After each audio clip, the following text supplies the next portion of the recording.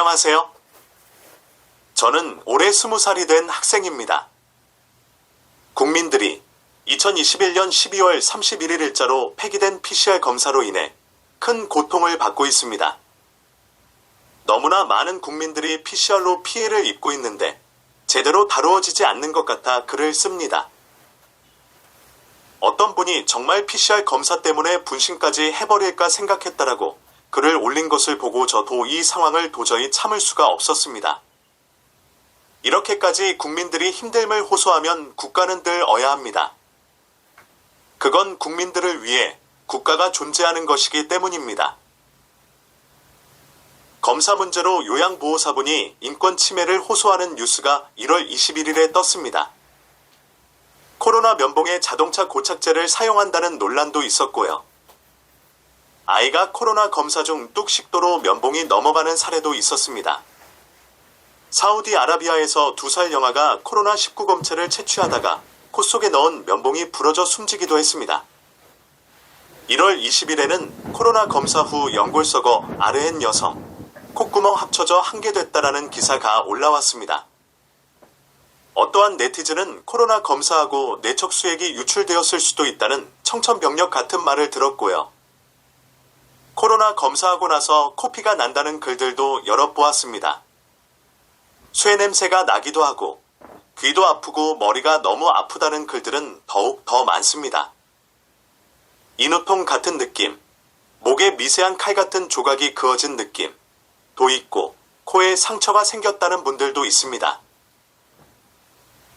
위의 내용들은 인터넷에 검색만 해도 쉽게 찾을 수 있는 내용들입니다. 선별진료소 근처에 사는 어떤 분도 아이 우는 소리가 계속 난다라고 증언했고, 지식인이나 블로그 글들에도 PCR 검사 피할 수 있는 방법은 없을까요? 라며 호소하는 글들이 계속해서 달립니다. 그리고 PCR 검사 검체 채취 무자격자가 투입될 시에는 의료법 위반입니다. 현재의 PCR 검사는 검사를 하는 사람과 받는 사람 모두를 힘들게 만들고 있습니다. 이렇게 위험한 의료 행위 강요는 중단되어야 합니다. 선제 PCR 검사의 근거는 무엇입니까? 해외 입국 후 PCR을 무조건 받아야 한다는 의학적 근거는 무엇인지요? 무엇보다 무증상자에게 PCR 검사를 강요하는 확실한 근거는 대체 무엇입니까? 1. 코로나19 대응 지침. PCR 검사는 전파가 불가능한 사멸된 바이러스나 바이러스 잔여물도 검출됩니다. 어떤 의사분의 정보공 개청구에 대한 질병관리청의 답변. 유전자 증폭 기술은 검체 내에 존재하는 바이러스 유전자를 증폭하는 기술로 시험 결과로 검체 내의 SARS-CoV-2의 활동성 여부를 구분할 수는 없습니다.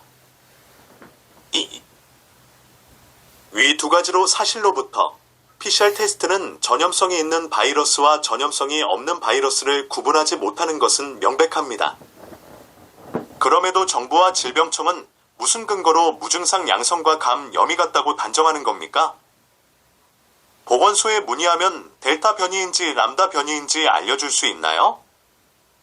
그리고 코로나 바이러스와 독감 바이러스는 구분할 수 있을까요?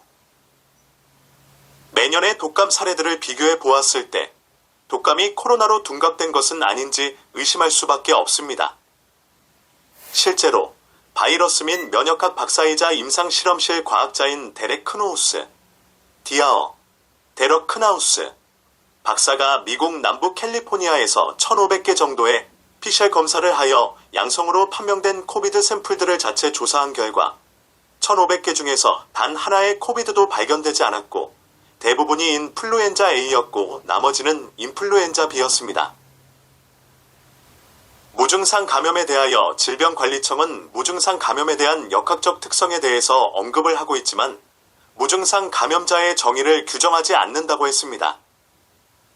그러면서도 아무 증상도 없는 사람까지 검사받게야 새로운 무증상 감염자를 계속 만들어냈습니다. 최춘식 의원이 질의한 자료를 보아도 무증상 감염자 타인 전파 통계가 아예 없다고 대답했습니다. 국내 코로나19 확진자 중 무증상 감염자에 의한 타인 전파, 확산 통계 관련 사례는 별도 관리하고 있지 않음이라고 질병청은 답변했습니다. 또한 지난해 12월 PCR 검사 건수는 총 1742만 2740건으로 2020년 2월 13만 8228건보다 126배가 폭증했다는 사실을 알아냈습니다. 최춘식 의원은 의무적 PCR 검사 계속하면 코로나는 영원할 것이라고 하였습니다. 명지병원 응급의학과 서주현 전문의는 다음과 같이 말하기도 했습니다. 남한테 민폐 끼치지 말아야 하기 때문에 선제적으로 코로나 검사를 받아야 한다고 생각하시나요? 코로나 검사를 받는 것이야말로 가장 큰 민폐를 끼치는 것입니다. 제가 이렇게 이야기하면 코로나에 걸렸는데 모르고 있다가 갑자기 중증이 되면 어떡하냐고 질문들을 하십니다. 물론 그럴 수 있습니다. 그런데 코로나 검사를 해서 이미 걸린 것으로 알고 있으면 중증으로 가지 않나요? 전혀 그렇지 않습니다.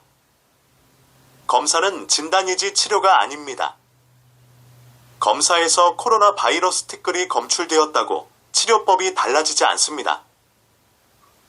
세상에 무증상 환자라는 말이 어디 있습니까? 3.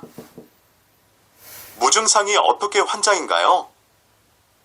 전 세계적으로 잘못된 피크라는 진단법만 가지고 확진을 함으로써 수많은 무증상 환자들만 양산하고 결국 그들이 만든 덫에 걸려서 아무도 코로나에서 탈출조차 못하고 있습니다.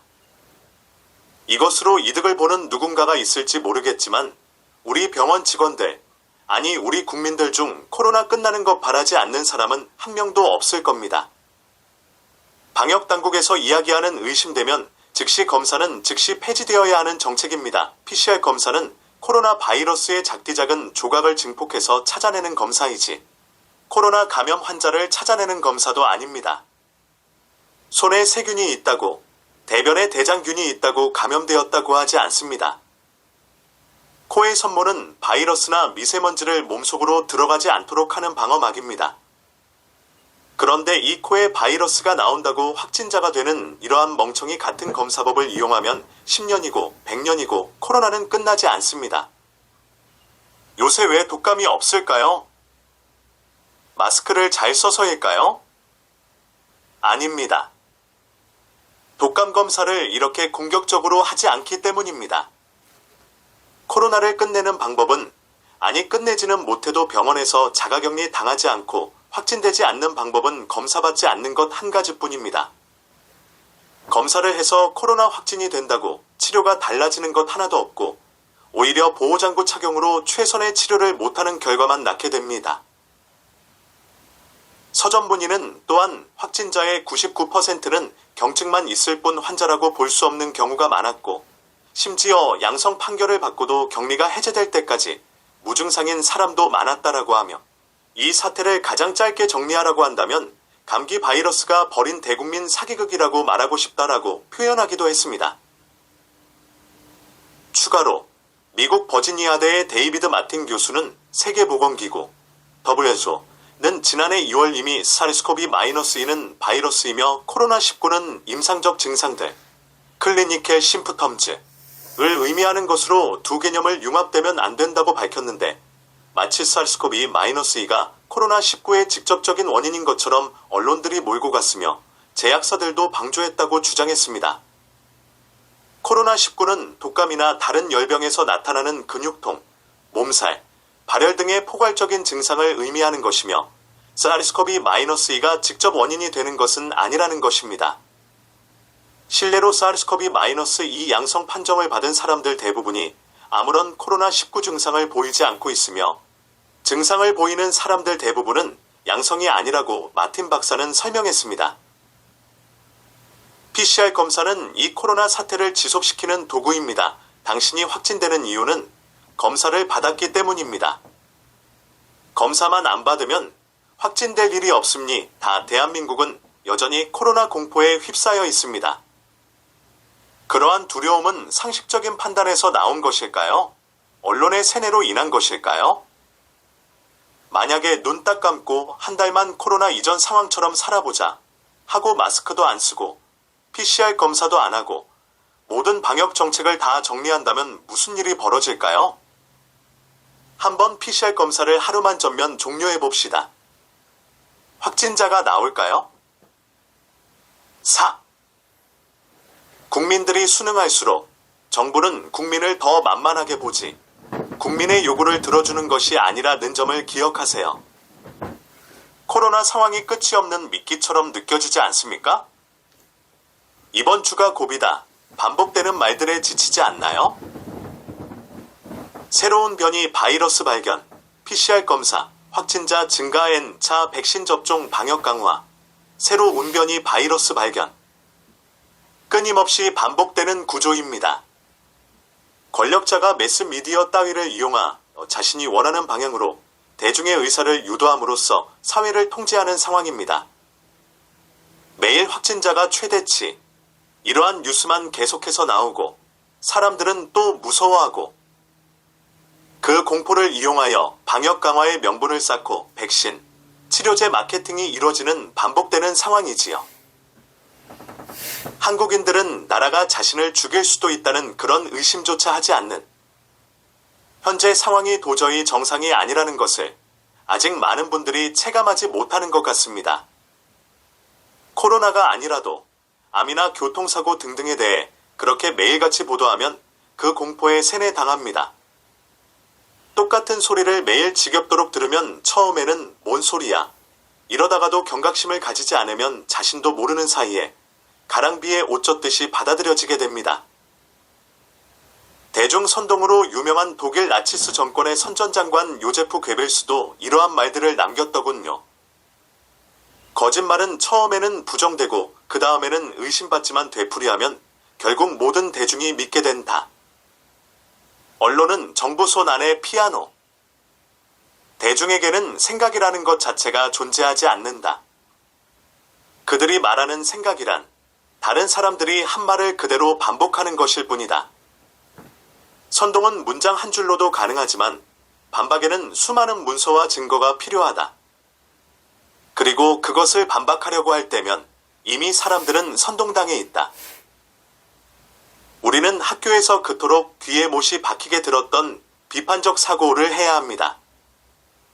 현재 너무나 많은 사람들이 PCR 검사로 고통받고 있습니다.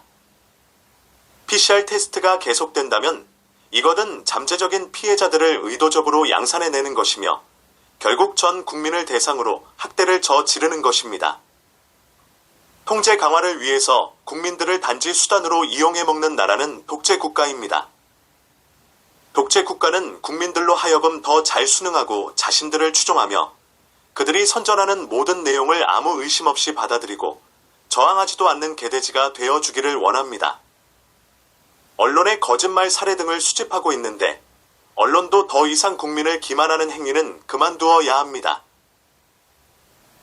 그리고 제 글을 읽어주시는 분들, 백신은 절대로 맞아서는 안 됩니다. 백신 성분에 대한 내용들, 위험성 그리고 무엇보다 유전자에 관련된 내용 등에 대해 자세히